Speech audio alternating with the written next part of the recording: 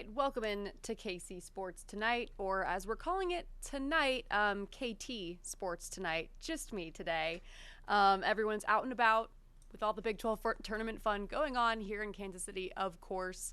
But we are going to wait to get to that in just about one topic. And we're going to start with the news that was made officially official by the Chiefs and Mr. Travis Kelce. Yesterday, he went on the Pat McAfee show to talk about his return for a 14th year with the Chiefs. But today, new heights came out, and we know we're always going to get even more out of Kelce when he's talking with his brother Jason, and Jason is being the reporter that he is and asking the big capital J journalism questions. So something that stuck out to me about his conversation on New Heights was that he said he knew that he was coming back for a 14th year about halfway through the season last season. To me, that kind of screams like when things weren't going the way they're used to. Maybe that just means like he knew he didn't want to go out on that note. But he said kind of, he took a page out of Jason's book and wanted to sit on it and think about it and just see how he feels after the season, because you always feel just more clarity when you're not in the middle of the chaos that is the NFL year. So that's kind of where he was with that. We heard him talk on the show yesterday about how seeing how his fiance Taylor Swift is still doing it and has love for it inspires him to say, well, why don't I just do another year of football? And we here in Chiefs Kingdom are certainly glad that he feels that way.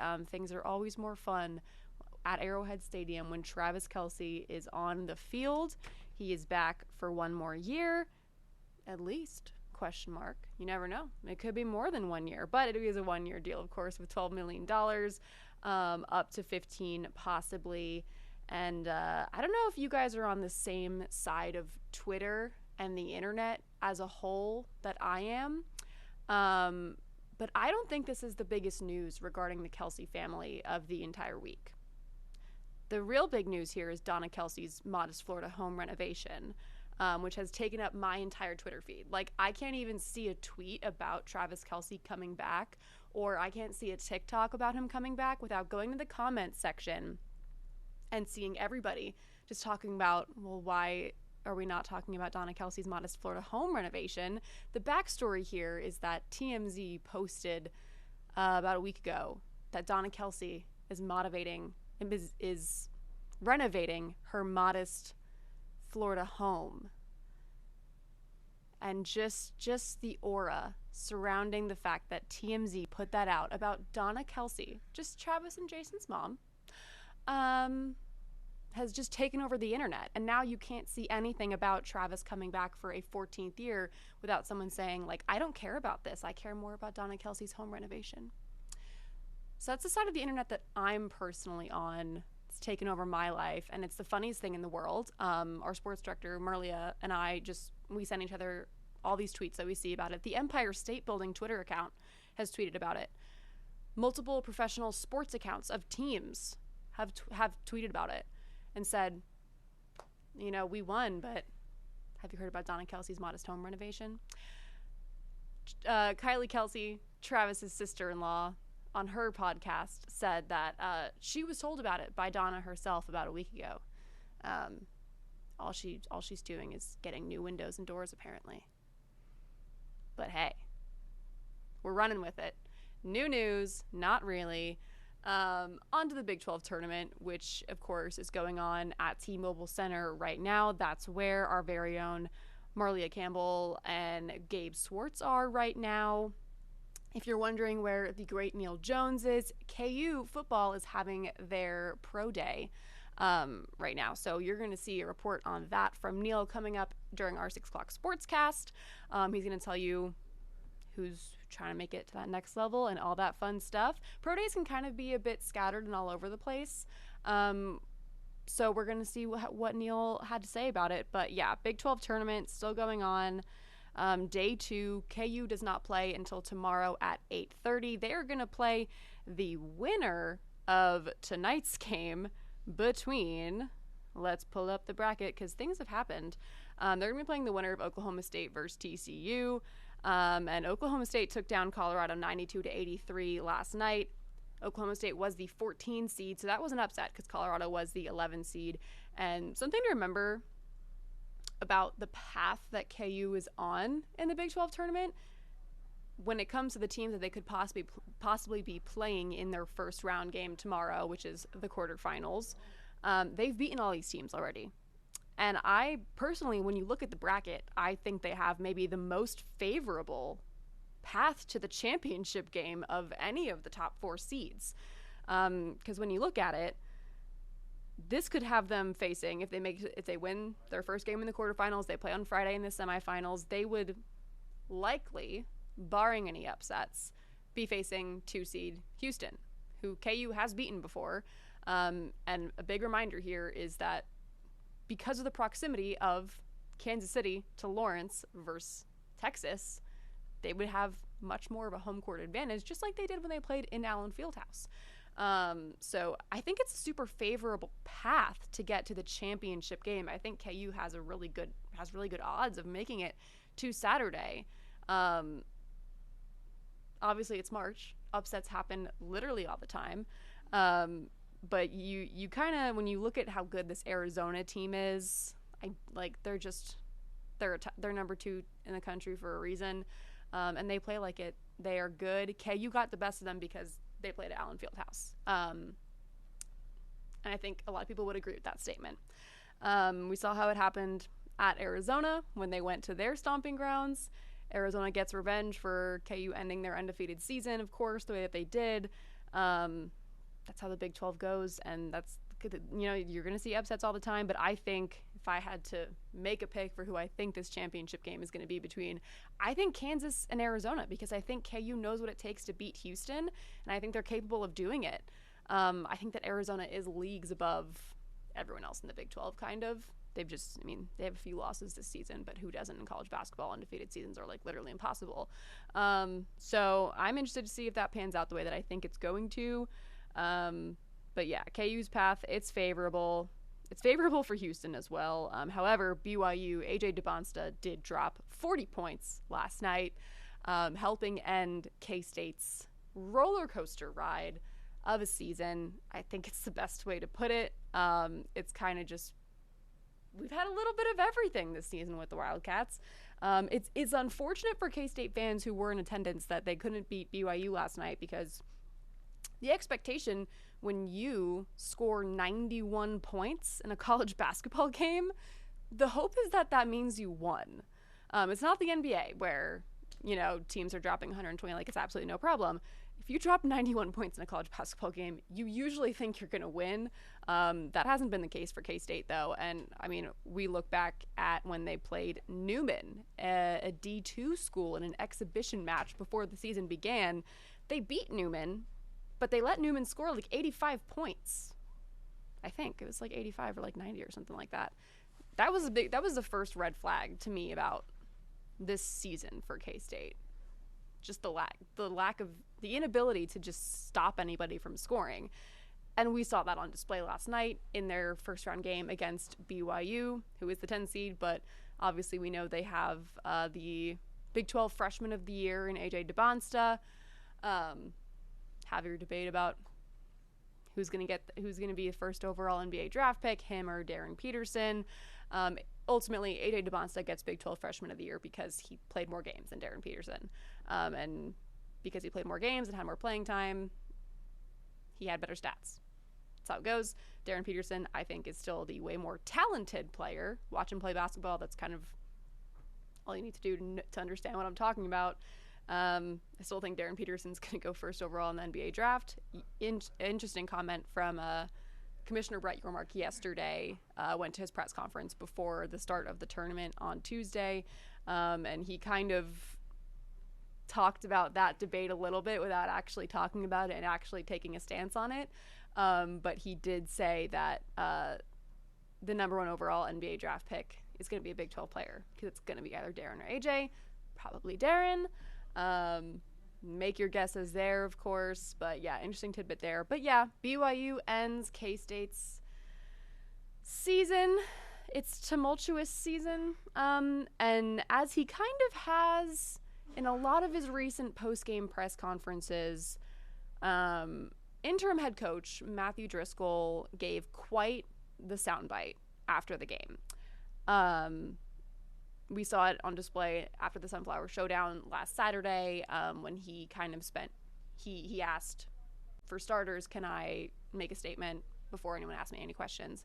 And he went on a whole tangent about, he's not worried about himself because he's, without calling himself rich, he called himself rich, gonna be fine going forward, has a house, blah, blah, blah. He's worried about the assistant coaches with young kids, and they're looking for jobs, and these kids in the team right now probably are not going to be at K-State next year. They are going to be looking for new homes in the NCAA, or trying to put together tape to go prove that they can play overseas professionally, or maybe get a shot at the NBA.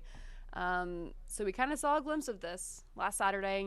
We've seen after every post-game press conference, Driscoll and Jerome Tang are good friends. They were coaches together at Baylor for years.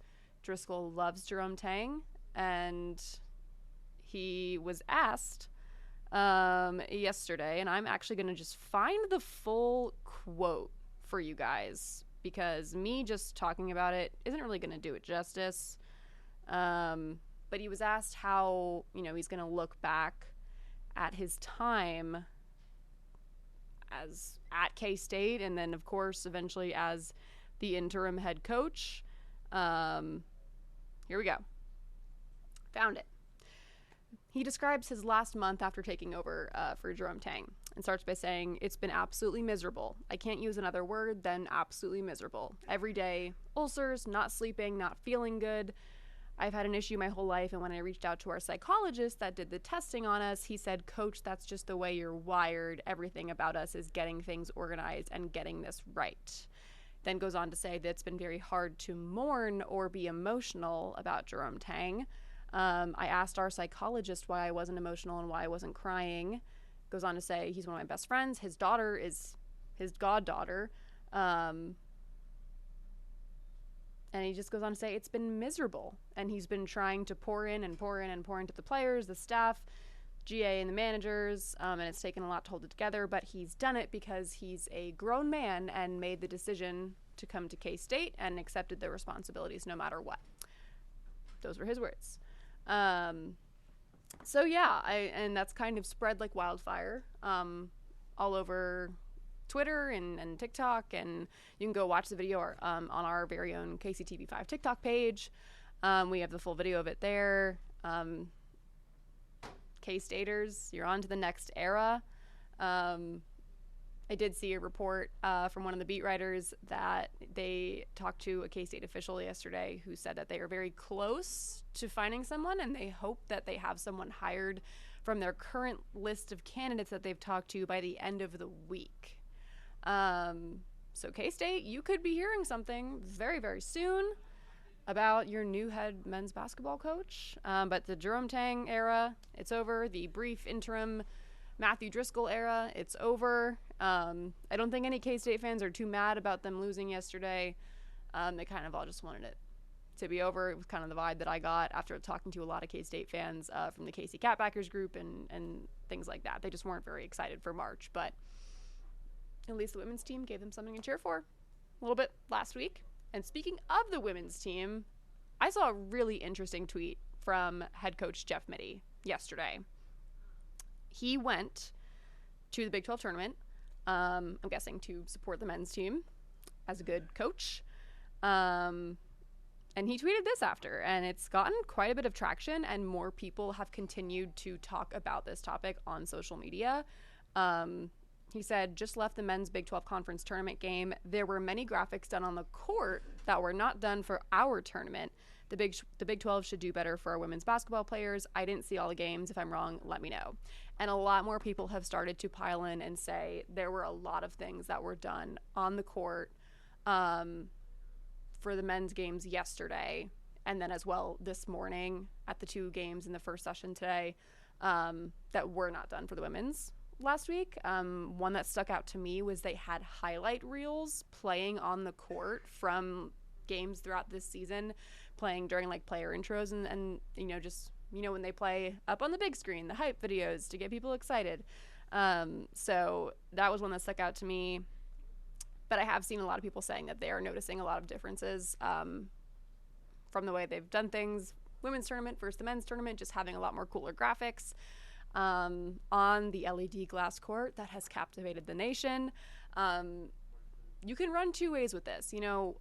Number one, maybe they were just kind of testing the waters with it last week and they didn't go all out with the graphics yet. And maybe they just wanted to save some things for this week. I kind of disagree with that standpoint because this is a court that's, I understand, being used for the first time in American competition, but this is a court that's being used all the time in Europe. Like, this isn't like a thing that's just being used for the first time ever. Like, these people have plenty of experience operating the court. Like, they didn't need to wait an entire week to make sure that it was working okay before they could debut cooler graphics. I don't think that actually makes any sense. So yeah, a lot of people complaining about that. However, our very own Gabe Swartz last night was in the K-State locker room after the game, and he's put together a great piece on how the players have reacted to the court. I went into the Arizona State locker room after their first game with Gabe yesterday, and we asked some of the players as well what they thought of it, and they all seemed fine with it. One of them actually told us, I can't dunk, and I dunked today, because we know that it kind of gives you a little more bounce than a traditional hardwood court. The number one negative thing that I've heard from players has been that it's a little more slippery, which is kind of important in a basketball game. But what Gabe found out in the locker room last night was Taj Manning from K-State was not a fan of it at all. He said that it gave one of their players a migraine in the middle of the game. So that's something to watch going forward. And I guess with the introduction of more graphics being used and things like that, maybe that's why all of a sudden players are getting migraines. I don't know, something to watch going forward. The Big 12 LED glass court continues to captivate the nation, of course. But yeah, K-State season is over. KU plays its first game tomorrow at 8:30 against the winner of Oklahoma State and TCU. Again, a favorable matchup for them. I wish their game was like 2 hours earlier because 8:30 is just so late at night. That's the way it is. Big 12 tournament fun continues here in KC. We'll have a lot more coming up on KCTV5 News at 6 and 10, of course. Stay tuned for Neil Jones' recap of KU's Pro Day.